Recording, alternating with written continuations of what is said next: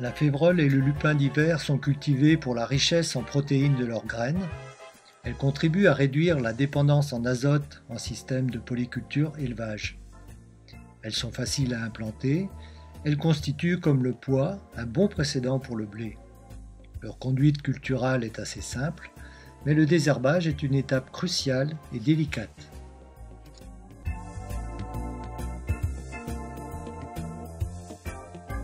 On a passé d'un semis classique sur le lupin à un semis comme sur la parcelle là, en 75, afin de compléter le désherbage chimique par un outil mécanique qui est du binage. Le problème de la févrole, c'est que c'est pas toujours facile à désherber, donc on a des produits de désherbage en prélevé en fait, hein, mais après en post-levé ça devient plus difficile.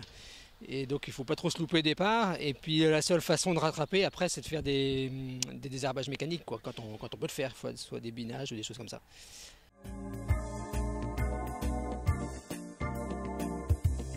La culture de la févrole sont après la récolte de tournesol ou de mélange, on pratique un déchômage directement derrière la récolte. Ensuite, selon le salissement de la culture, on va pratiquer un labour ou alors un second déchômage. Dans l'objectif de réaliser un binage, les écartements de semis et le nombre de rangs devront être compatibles avec la bineuse. Le lupin et la févrole supportent des écartements larges, jusqu'à 50-60 cm, sans baisser la densité de semis.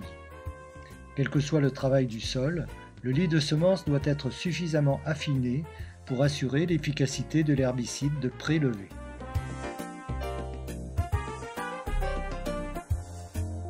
Passage de RC tri au stade de 3-4 feuilles, quoi. Et puis après, si on peut, tous les 8-10 jours, quoi, jusqu'à un petit peu avant la floraison, quoi. Voilà. Donc ça, c'est à peu près l'itinéraire. Ouais. 3-4 feuilles trifoliaires, il faut mettre les dents de façon très peu agressive, c'est-à-dire plutôt à plat. Donc on remonte, on rebaisse les roues, on remonte les roues et on met la herse assez à plat, et puis pas très vite. Donc 2, 3, 3,5 maxi. Et donc le deuxième passage, on le fait, le lupin il fait en gros 8-10 jours après, et là il a poussé, il fait 10-15 cm de haut. Et là on peut mettre plus agressif, il n'y a pas de problème, c'est très résistant. Donc là on met de l'agressivité, pas forcément trop de vitesse, hein, maximum 4,5-5. Et de l'agressivité, si vraiment il y a de la mauvaise herbe déjà qui est germée, faut pas hésiter, quoi. Il y a toujours une fenêtre météo. Alors c'est toujours une fenêtre météo en fait où il faut que c'est un temps plutôt sec.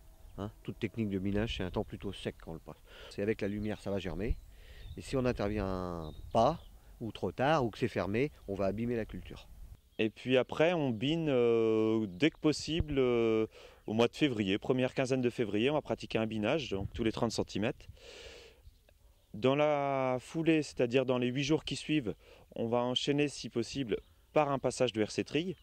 Là, le rassemblement des deux méthodes permet un meilleur résultat sur le désherbage.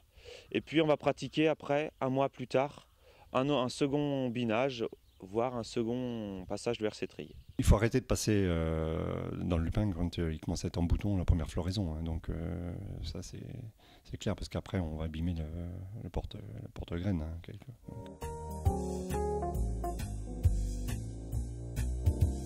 Dans notre rotation, on a quand même une lutte anti-graminée, parce qu'on fait un anti-graminé assez régulièrement en début de printemps. Et c'est pareil, cet anti-graminé, on pourrait l'imaginer le faire avec une désherbineuse sans problème. On a l'écartement 75, parce qu'en fait c'est dans la complémentarité en fait, de nos semis des autres cultures qui sont le maïs à 75. Le lupin à 75, on s'aperçoit que c'est la limite parce qu'en densité, on est au maximum dans le semis, on ne peut pas semer plus.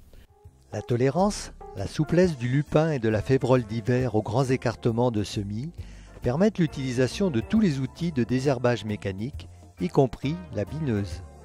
La complémentarité des techniques chimiques et mécaniques est la clé de la réussite du désherbage pour ces cultures.